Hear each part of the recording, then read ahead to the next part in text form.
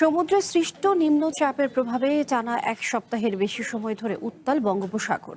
বৈরী আবহাওয়ায় বন্ধ রয়েছে টেকনাফ সেন্ট মার্টিন নৌপথে সব ধরনের পণ্যবাহী ট্রলার ও বোট চলাচল। এতে মূল ভূখণ্ড থেকে কার্যত বিচ্ছিন্ন হয়ে পড়েছে দেশের একমাত্র প্রবাল দ্বীপ সেন্ট মার্টিন। দেখা দিয়েছে খাদ্য ও নিত্যপণ্যের সংকট।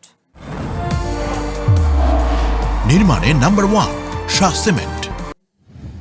7 থেকে 8 দিন ধরে বন্ধ রয়েছে সেন্ট মার্টিনের সঙ্গে নৌপথে পণ্য পরিবহন। ফলে চাল, ডাল, সবজি, মাছ, জ্বালানি সহ প্রয়োজনীয় বিভিন্ন পণ্য সরবরাহ ব্যাহত হচ্ছে। বাজারে কমে এসেছে নিত্যপণ্যের মজুদ। প্রয়োজনীয় জিনিসপত্র না পেয়ে দুর্ভোগে পড়েছেন সেন্ট মার্টিনের স্থানীয়রা। শুধু খাদ্য সংকটে নয়, বন্ধ রয়েছে বিদ্যুৎ সরবরাহ।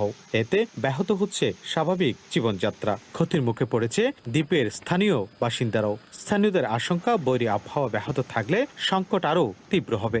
বৃষ্টি বেশি আজি আছে তো এই মালামালা আনি পারে, মাছও ধরতে যাই না পারে, মাছ খাই না পারে, তরকারিও নেই। মোটামুটি আমরা গড়বন্দি অবস্থায় আছি।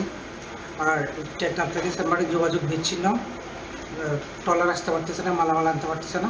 ব্লু মেরিন এনার্জি লিমিটেড যেটা আমাদের থেকে টাকাগুলো শুষে নিচ্ছে, কিন্তু আমাদেরকে বিদ্যুৎ সাপ্লাই আজকে 6 দিন যাবত দিচ্ছে না। তবে জেলা প্রশাসন বলছে পরিস্থিতি মোকাবেলায় প্রয়োজনীয় ব্যবস্থা নেওয়া হচ্ছে। ইতিমধ্যে সেন্ট মার্টিনে খাদ্য সামগ্রী পাঠানো হয়েছে। পাশাপাশি বিদ্যুৎ সরবরাহ স্বাভাবিক করা সহ অন্যান্য জরুরি সেবাও নিশ্চিত করার চেষ্টা চলছে।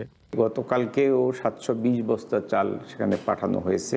এটা ব্যবসায়ীদের সেটা আমরা কোস্টগার্ডের সহায়তায় আরও কয়েক মেট্রিক টন চাল, শুকনো খাবার আমরা পাঠানোর ব্যবস্থা করতেছি। যেখানে বিদ্যুৎ নাই সেটা আমরা দ্রুত এটা সারিয়ে তোলার ব্যবস্থা করব। সংকট ও দুর্যোগ মোকাবেলায় প্রয়োজনীয় ব্যবস্থা গ্রহণের পাশাপাশি বাসিন্দাদের সতর্ক থাকার পরামর্শ দিয়েছেন স্থানীয় প্রশাসন।